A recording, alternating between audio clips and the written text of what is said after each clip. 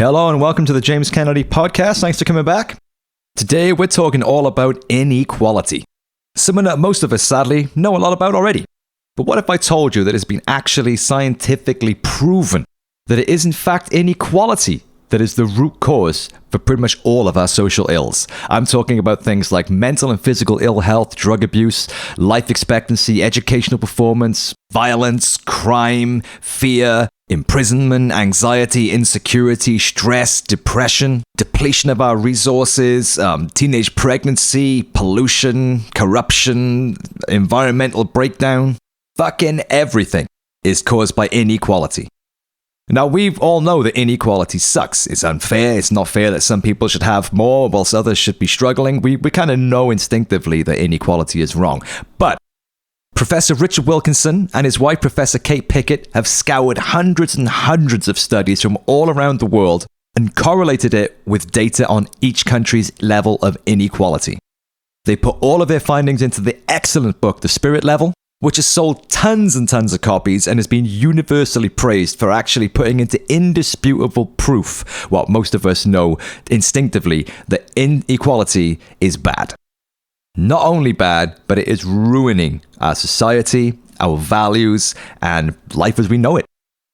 The book is filled with graphs and charts and references and studies and information, but it's a real easy read. It's a short book, and they focus each chapter at the start of the book on each social cause that I mentioned earlier, such as, mental and physical health, imprisonment, crime, violence. They go through all that stuff, and they explain what the correlation between social inequality is and those outcomes.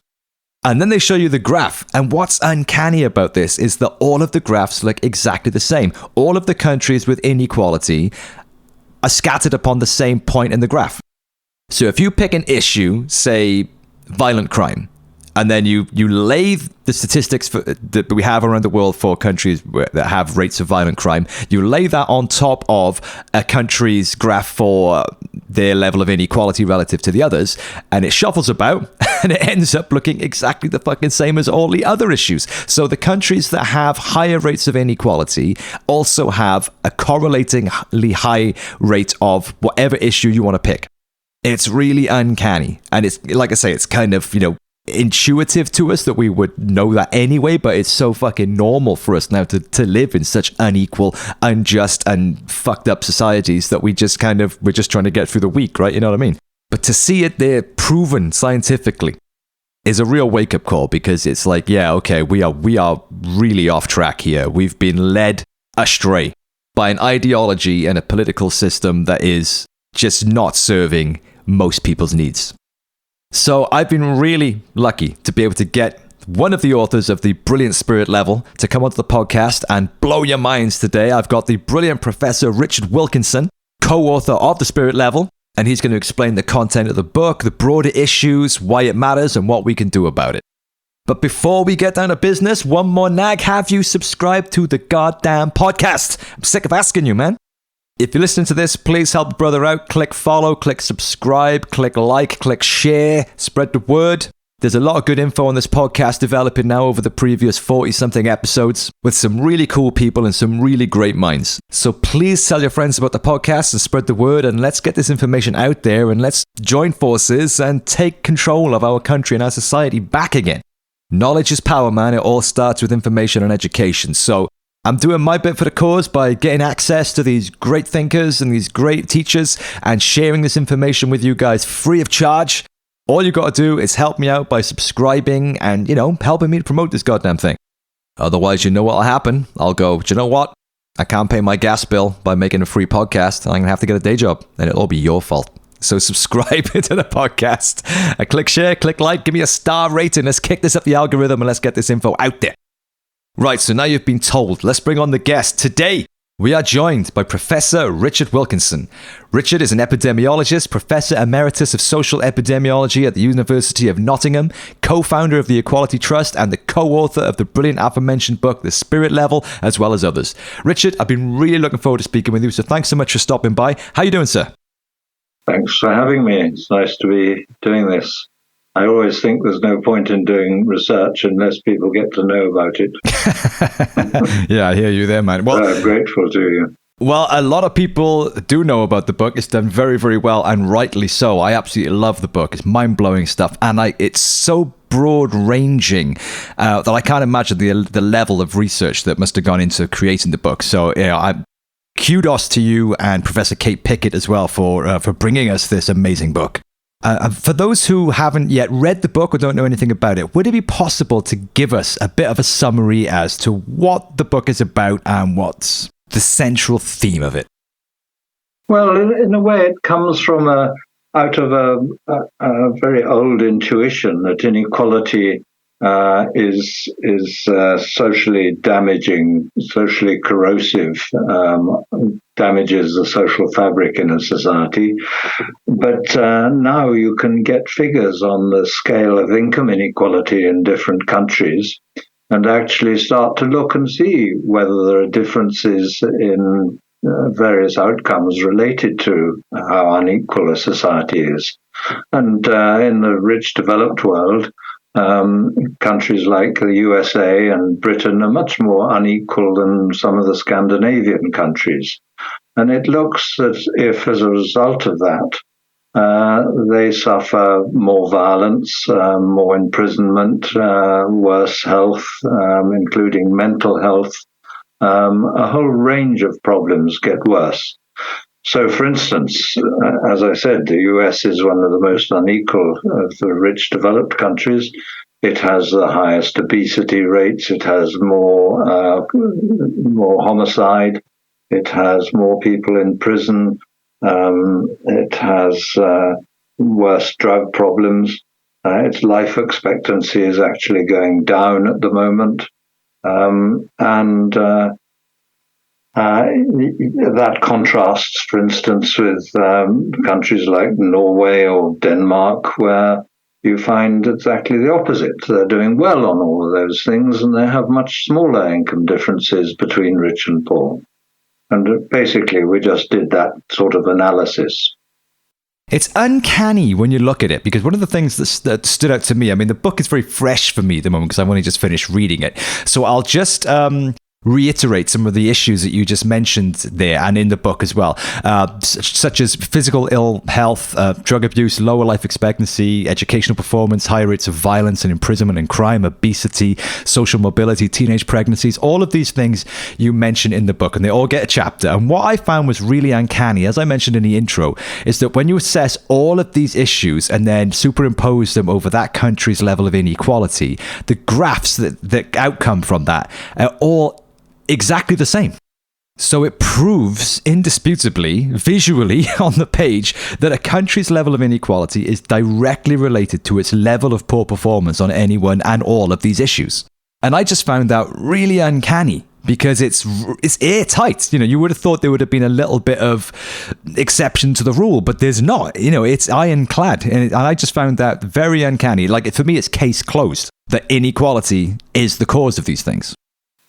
Yeah, what's actually really uncanny is you find exactly the same pattern if you look at the 50 American states. Yes.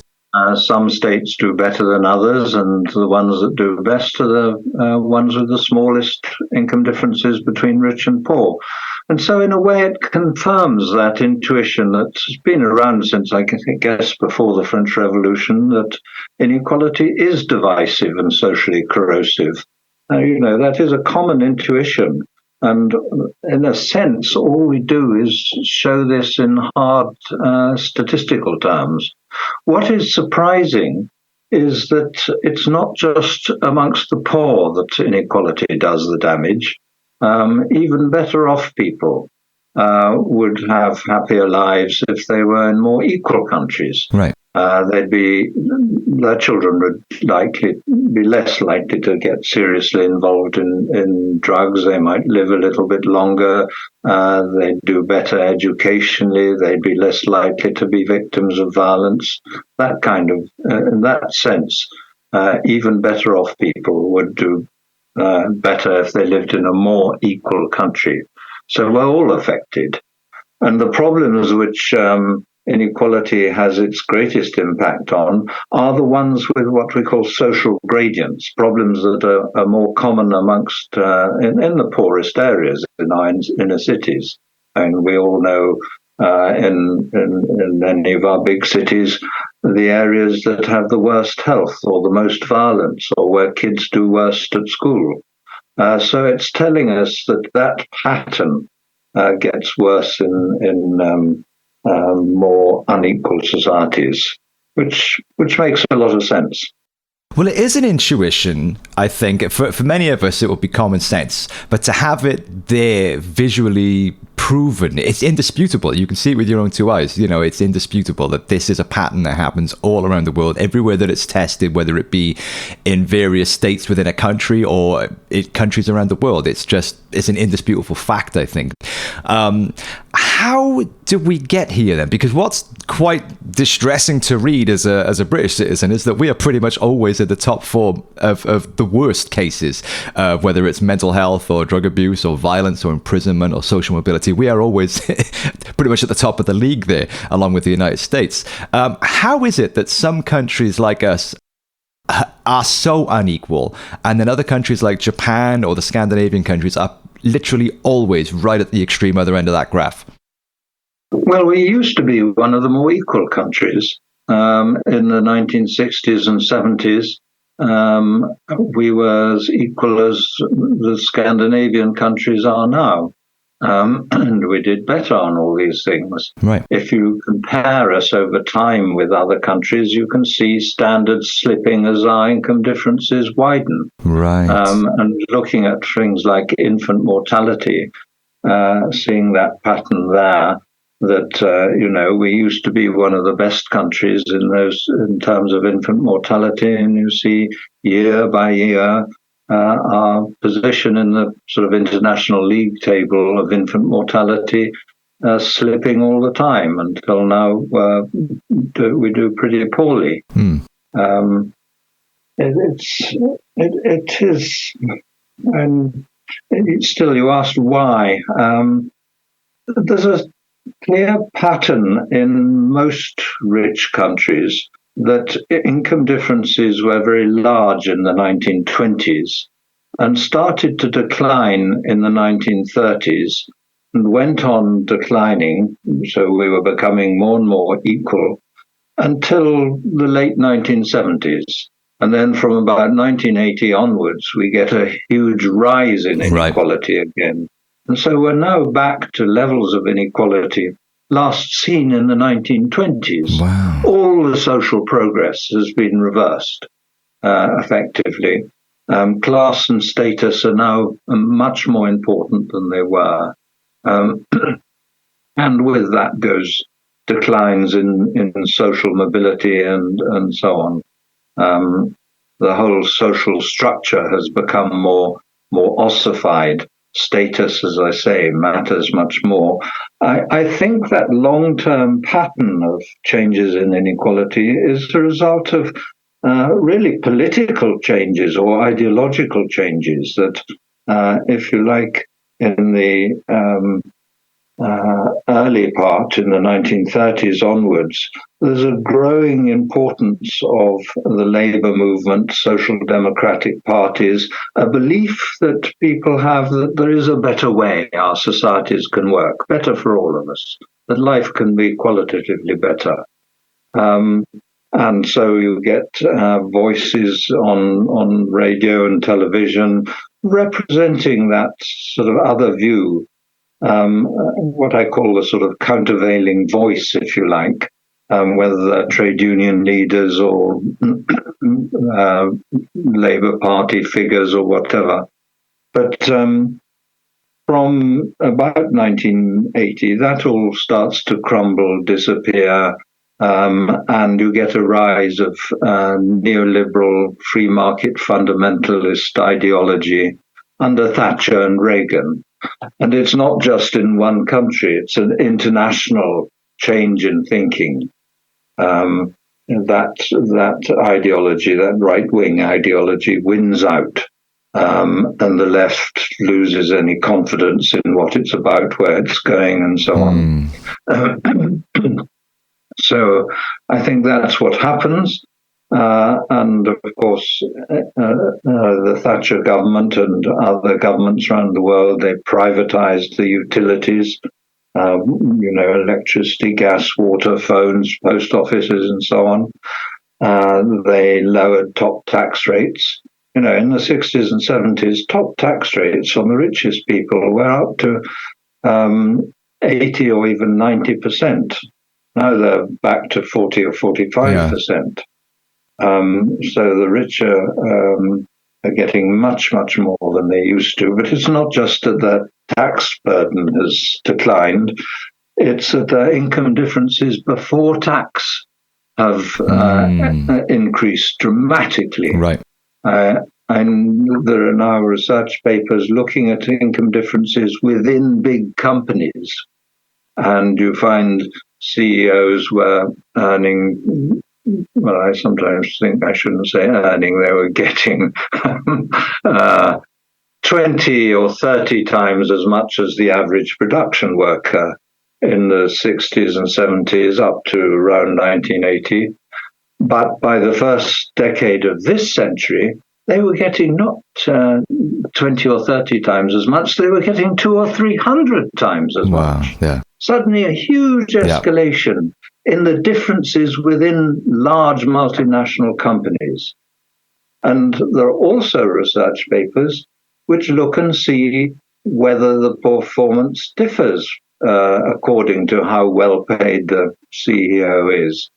And if you take the top 400 or 500 companies in the US, for instance, you find the companies doing best are the ones with the less well-paid CEOs. Right. So they're not actually earning it. It's not justified at all by performance, which is, of course, how they justify their outlandish salaries. That's really interesting. So I was going to mention, you said that it all started to go south in the late 70s. And I thought, what happened in the late 70s? Oh, yeah, Thatcherism, Reaganism. So you could see a direct correlation there between, the undoing of socially orientated politics more towards completely, unregulated free trade capitalism, and you could see that how the corrosive social effect that has had is demonstrated clearly in your graphs. Yes, although it's hard to sort of graph changes in ideology, what people have graphed is changes in the proportion of the labor force in trade unions. Right. And you see, as the proportion in trade unions goes up, inequality comes down, and then when the proportion in trade unions starts to fall, inequality goes up again. And I think that's not because trade unions transform your wages. I'm sure they help. It's that trade union membership is a sign of the health, if you like, of the whole labor movement, the social democratic parties, and so on. That alternative ideology in society. Well, there has definitely been a global ideology shift, hasn't there, since the 80s. And certainly here in the UK, we've followed the American model of just unregulated everything, free trade capitalism, dog-eat-dog mentality. And we've got the demonstrable social scars to show for that, which seem to be very similar to the sort of social issues that they have. And much like America, our politics has now become completely dominated by the interests of, the rich, elite 1% business class, who I'm assuming are the main barriers to progress on the issue of inequality, because they, of course, are the main beneficiaries of it. Well, I think the influence of the rich on politics has increased enormously with rise of income differences. They buy their influence. The money spent by large corporations and the super rich on lobbying in most countries has increased enormously, and they manage to get the legislation they want. A lot of people have remarked how inequality is fundamentally destructive of democracy. And I do think our democracies have become more and more meaningless in a way. Right. And I think there's a solution to that. I think one of the ways of reducing pay differences is forms of economic democracy, employee representation on company boards, employee ownership, things like that. So gaining more equality by extending democracy into the economic sphere. And the evaluations suggest that more democratic companies work better than the usual forms of management.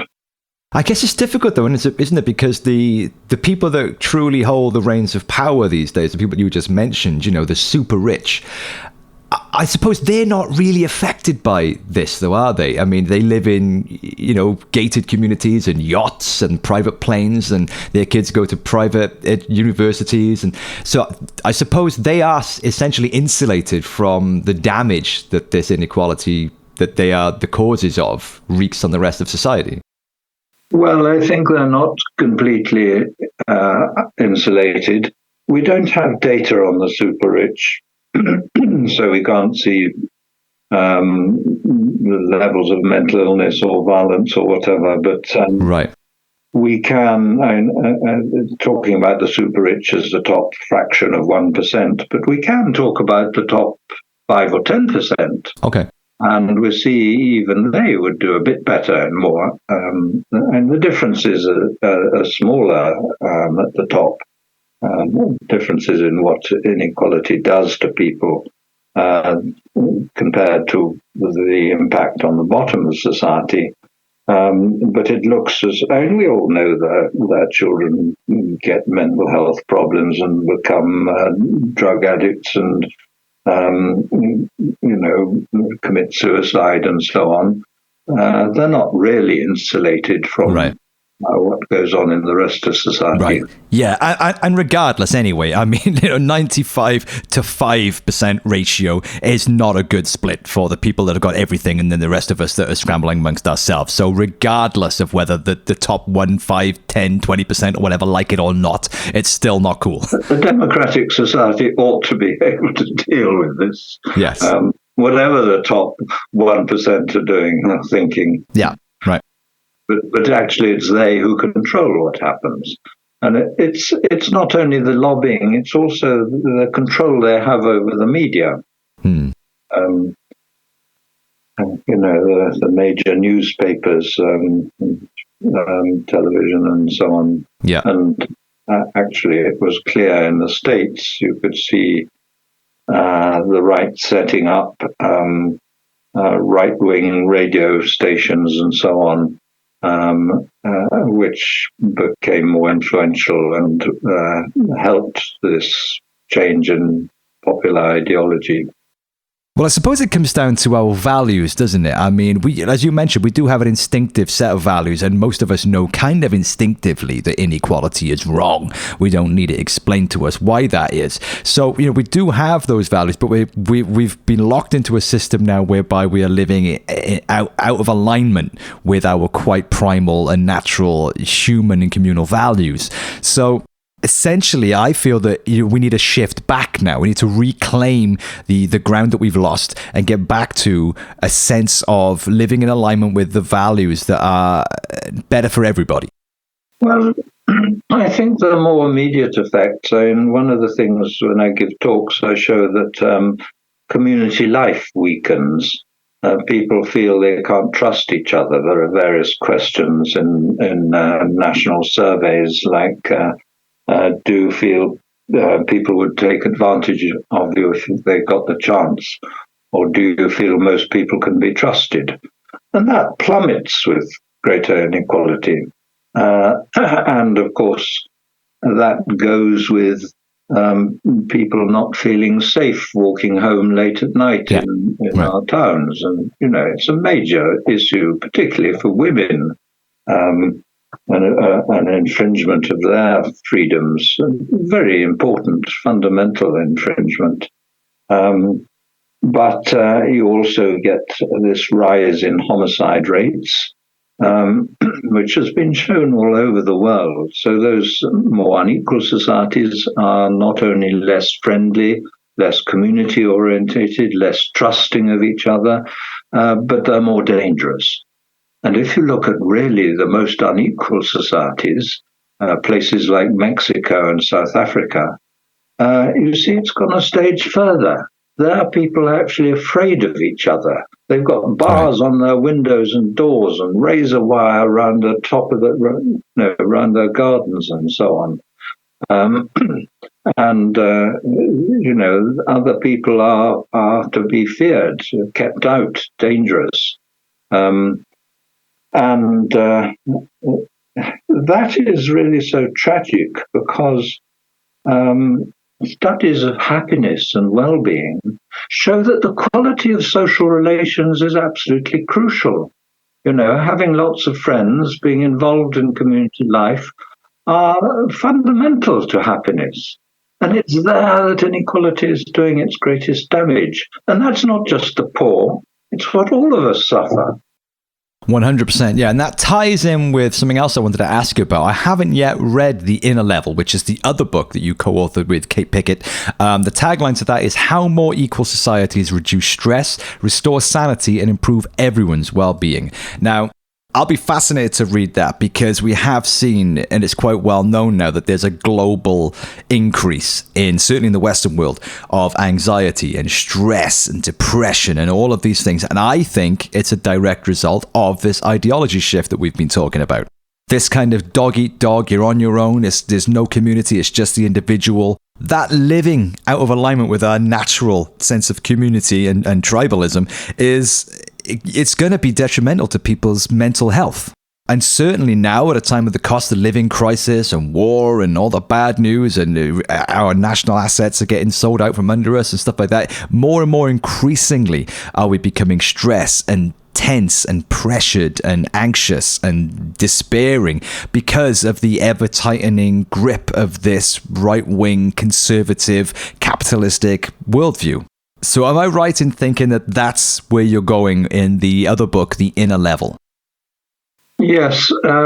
I think after writing The Spirit Level, we felt that people still didn't see that they were personally affected by income inequality. It was something that was out there in society, but, most of us, we only think about our friends and family and so on.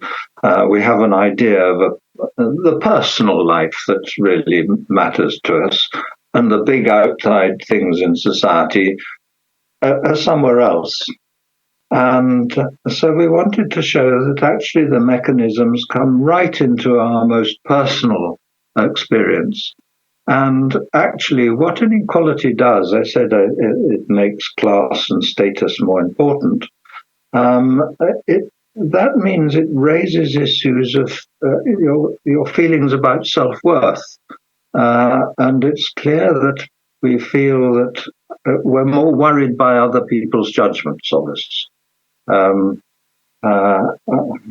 they see us, and do they think we're stupid, incompetent failures, or do they think we're very successful and clever and all the rest of it? And there is a response to that. If you're worried about how you're seen and judged by other people, and we all are to some extent, you're worried about the impression you give to people and what you look like, and whether you've got the right sort of a decent car, or whether you've got the latest phone, or all those, your clothes, whether you've got the designer labels. And what you find is people buying more status goods, they're spending more money on things that look good, from clothes to cars.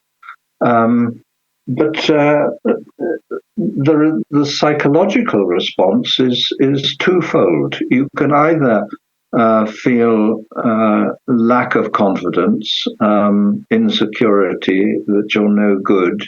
You find social life too stressful. You withdraw from, you don't go to parties and evening things like that because you're worried about all this stuff, social contact becomes more stressful and anxiety-provoking, withdraw from social life, you get depressed and so on.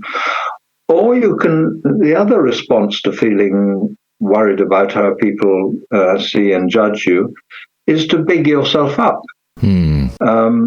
So you go in for what psychologists call self-aggrandizement. Right. Self-enhancement, and part of it, as I said, through consumerism. But you can see it there's a nice research paper which looked at what they called status anxiety. And they show that in more unequal countries, the whole population, all income groups, from the rich to the poor, have more status anxiety than people in more equal societies. Yeah. So we all get more twitchy about how people see and judge us. And those issues of confidence are very personal. And I think we all feel that, we have this little psychological weakness. We're all a bit worried about what other people think of us. And that lack of confidence is seen, I think we mostly see it as a sort of personal psychological weakness that we hide away. In fact, we should share it with others and say, look, I know I feel like this and so do you. Yeah. Yeah. We must put our guard down and share these things a bit. But I think part of the decline in community life is that we are more worried about these social connections. We're more worried about, you're more hesitant to start chatting to people you don't know because you just feel more inhibited, socially inhibited, I suppose. Yeah. Yeah, I think you're right. That's something that we all carry. Even people in the top 5%, I'm sure, are going to have that kind of, I suppose you could describe it as a kind of relative status. It's like we're all constantly made to feel inadequate compared to what's happening, what we think is happening in the rest of society. And because of this value shift that's now happened, since the late 70s, is, we now tend to measure things based on our personal level of success or personal riches or personal possessions or personal power or strength in whatever form that might be. And we tend to identify very much now in that way. And of course, we get it rammed down our throats as well. The examples of people who are richer and better looking and more successful than we are. And we do have this feeling that it's on us, to make it on our own and to fight our way to the top of the pile rather than being part of a functional, healthy, equal society, which would be a lot more attainable and a lot better for everybody. Yes, it's a very fundamental damage to the social fabric. And I think people, they feel it now, but they don't see the pattern of change. Right. Perhaps it's harder for younger people to see it, but I'm getting on now, and in terms of age, and I remember when society was different, right? And the changes since free market fundamentalism, neoliberalism, Thatcher and Reagan came in around 1980.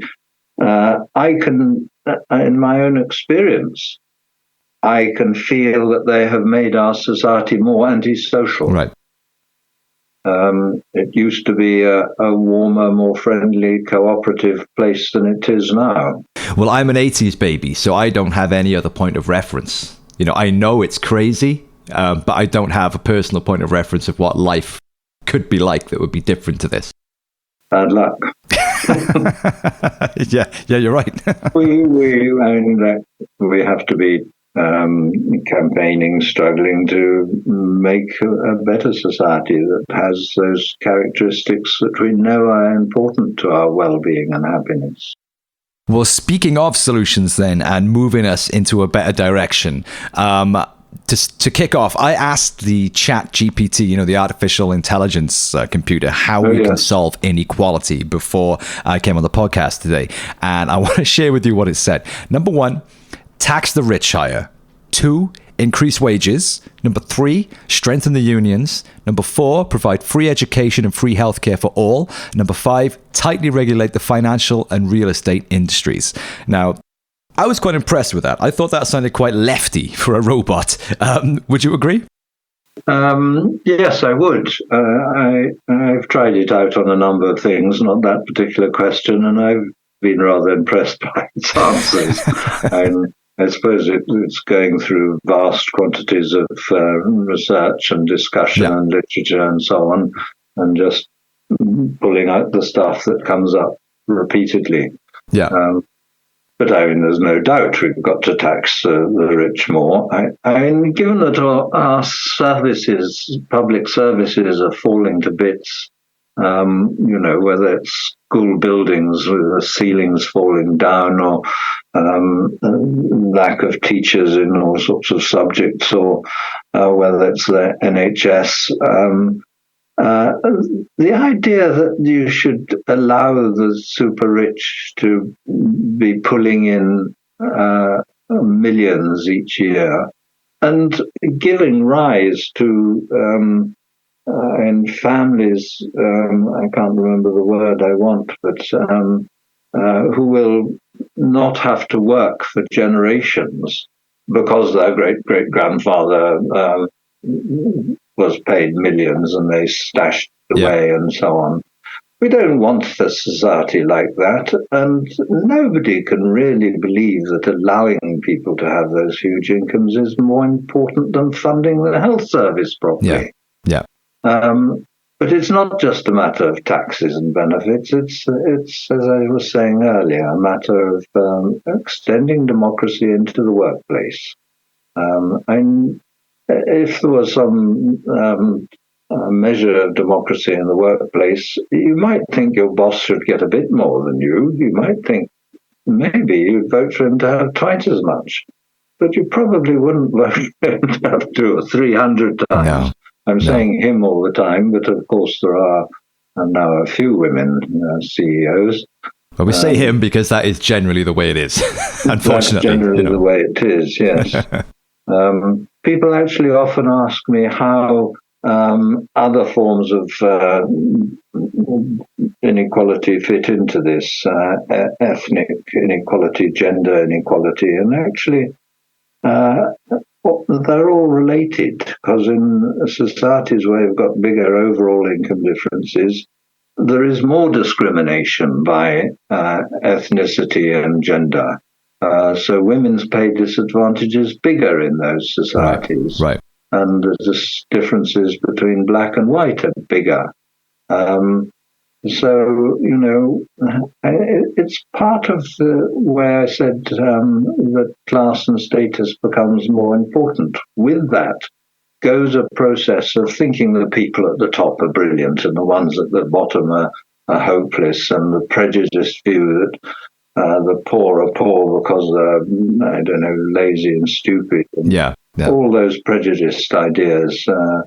But actually, as soon as anything becomes a marker of low social status, whether it's skin color or, in some countries, your linguistic group, in the States, Spanish speakers, or in Belgium, there are different linguistic groups that have some status relevance, and or in Northern Ireland, what religion. When any of those things become markers of status, they are stigmatized. Right. And actually, you can see in some of these things, like obesity, it changes. It used to be the fat and the rich who are fat and the poor who are thin. Yeah. And in the 20th century, that reversed. So suddenly, obesity starts to be stigmatized. Yeah, right. Actually, you see the same with suntan. When the poor worked in the fields and were very suntanned, The upper classes tried to keep as white as they could. Women carried parasols to shade themselves from the... Because it showed they weren't working in the fields, right? I get it, yeah. That's interesting. Right? And then as soon as the poor were living in cities, in basements, working in factories without seeing the sun at all, they became white, and it became fashionable to have a nice suntan. Right. And it's awful how the importance of class and status work out. Yeah, no, it really is, man. It's such a shameful, needless destruction to so many people's lives in so many different ways when it could so easily be the other way. And when you look at the world now from your experience of the transition that society has made, do you see a hope? Are we moving, there's signs that we're moving in the right direction, that things are turning a corner, or are we just freewheeling our way to the end of the cliff? Well, I think there's a big fight going on, but actually even fueling the far right is, I think, that sense of loss of status. Make America great again is people wanting, even if they've been diminished and looked down on, they want to be part of something that is seen as great, partly as a response to. I think the prejudices increase with the more you have your own status, self-worth taken away from you. The more you try and regain it by saying, at least I'm better than those bastards. Right, yeah. And so it generates prejudice, downward prejudice. Division, in society. Yeah. But in a way, I'm hopeful because I think that the amount of inequality is intimately linked to whether or not we can move towards sustainability. And the environmental footprint of the rich is so much bigger than of the poor. And if you start to if you have environmental taxes, carbon taxes, and so on, the poor will feel they're unfair unless they're raised much higher rates on the rich. And you saw this in France when President Macron proposed raising taxes on fuel, which he saw as a green measure.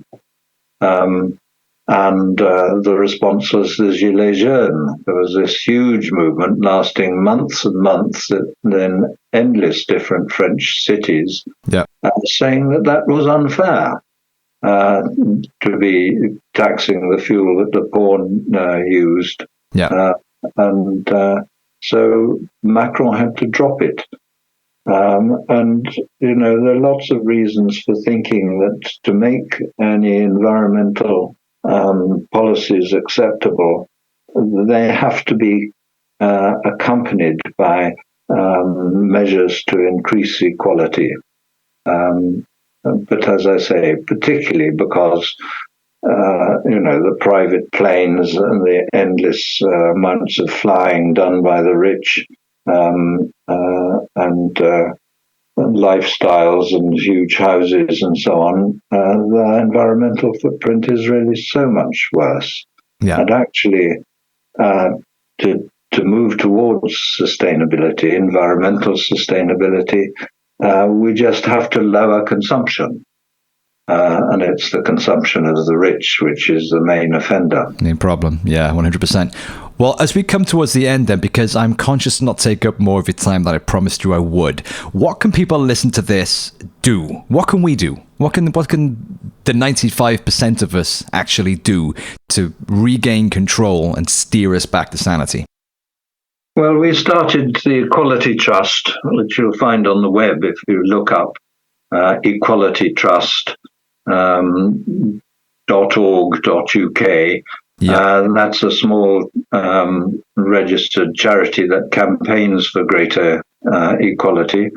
But I think what people do in the workplaces, membership of trade unions and so on is important. And students in some universities have taken up the issue of the pay differences within the universities between the vice-chancellor at the top and the cleaners at the bottom. Right, yeah. And that has led to some changes. Many of the Labour-controlled local governments in Britain, I think 15 or 20 of the big cities in Britain controlled by Labour authorities, have set up what they call fairness commissions to recommend how to reduce income inequalities locally. And they've led to almost all those cities paying at least the living wage rather than the minimum wage. Right. And some of them insisting that the suppliers, the people they buy from, the companies also pay the living wage. And there's now a big living wage movement. And so campaigning on these issues is really important in all sorts of situations, not only at work and students and so on, but also through the sort of things that the Equality Trust is doing, talking about it, but joining trade unions is important too. 100%. Yeah. I mean, essentially coming together as a community again, regaining that community attachment and that communal identity rather than the individualistic identity that we've all been so bought into now, and coming up together, stronger together, and regaining control of our shared resources and shared identity and shared power. So Richard, thank you so much for doing everything that you've done, along with Professor Kate Pickett as well, to highlight and amplify this issue and to lay out the case so plainly and so clearly demonstrated with the data as to why this issue now is case closed and indisputable. So we know what the problems are, we know why we have these problems, and we know what we've got to do about it. So it's an invaluable gift that you've given us. So thank you so much for all of the hard work. As you said there, check out the equalitytrust.org.uk if you want to get involved. And also, I would 100% everybody listen to this, rush out right now and buy the book, The Spirit Level, the book that we've been talking about today, but all of this stuff is laid out with all of the information and all of the background. And also check out The Inner Level, which I have yet to read, but you can mark my words, I will soon be doing so. Richard, thanks so much for giving us your time today. It's been a fascinating chat, and we thank you again for everything that you're doing. Well, thank you for spreading the word. It's essential work. Thanks. Oh, it's the least I can do. Anytime. Thanks again, Richard. It's been great to meet you, and we'll speak to you again soon. Bye. Professor Richard Wilkinson, ladies and gentlemen. Put it together for him. We must, of course, give a shout out as well to Professor Kate Pickett, who is the co-author of The Spirit Level, who has been, I'm sure, equally involved in the project. Such great work those guys have done in those books. Fascinating stuff. And just to have that issue case closed is really, really useful and important. And there it is in black and white. They've proven it, man. They've been through all the data. They've collated it all together in a scientifically sound method, and they've put it all there in black and white for you. All of the social ills that we struggle with and that cost us a lot of money and that we all have to suffer the results of are all, without question, the results of financial and social inequality in our society. And those societies that don't have that financial and social inequality do not have any of those problems. I mean, of course they do in tiny amounts. Of course, people are people, right? But it's proportional, directly proportional to the level of equality or inequality in a society. So if you want a better, fairer, safer, better educated, less violent, happier, well-adjusted, more creative and productive society, you're going to have to get rid of that inequality, baby. And the only way we're going to be able to do that, it seems, is by coming together. We've got to let go of this Thatcherite, Reaganistic idea that we are all dog eat dog against each other. We've got to fucking be winners and, be richer and stronger and work harder than the next guy and get to the top and be a fucking survivor and a fighter. We got to get rid of that mindset. It's bullshit. If it wasn't bullshit, how come it only works out for less than 1% of the population? And most of those motherfuckers are rich when they were born anyway. So it's a fucking lie, man. It's a lie. It's never going to happen to you. You're better off coming together, stronger together, and fucking overthrowing the system and creating a new one. And that's not a radical idea. This is not a romantic yearning for some kind of unrealistic utopia. We've been there before. We've had a society that was fairer. But you can't take your eye off the ball. You know, the bad guys are always looking to come and fucking pull the rug out so they can run away with all the cash again. You know, like Tony Benn said, every generation must fight the same battles. You know, there's no final victory and there is no final defeat. You know, and I love that. It's one of my favorite quotes. But what it means is that, yeah, we can't get too comfortable. It's like it's the same battle over and over and over again. And man, the bad guys have been kicking our ass quite severely for quite a long time now. I think the pressure is boiling now. It's so bad out there that we really need to come together as brothers and sisters and fucking let them know where the power is. We are the power, and enough is enough. So I hope you enjoyed the episode. I hope you found that insightful and interesting and great food for thought. Do check out the equalitytrust.org.uk and also the Spirit Level and the Inner Level books as well by Professor Richard Wilkinson and Professor Kate Pickett. And if you do nothing else with your day-to-day, give me a subscribe. Hit the James Kennedy Podcast subscribe button, the follow button. If there's a star rating, if you're on Apple or Spotify, give me a star. Dude, it's one click of a button. Doesn't cost you nothing, and you'll be helping me out. You'll be making a little Welsh podcaster happy, okay? Look at all the free goodies I'm giving you here, man. This is good stuff. As always, I'll be back next week with another awesome guest, so I'll see you there. In the meantime, take care of yourselves, take care of each other. I love you loads, and I'll see you next time.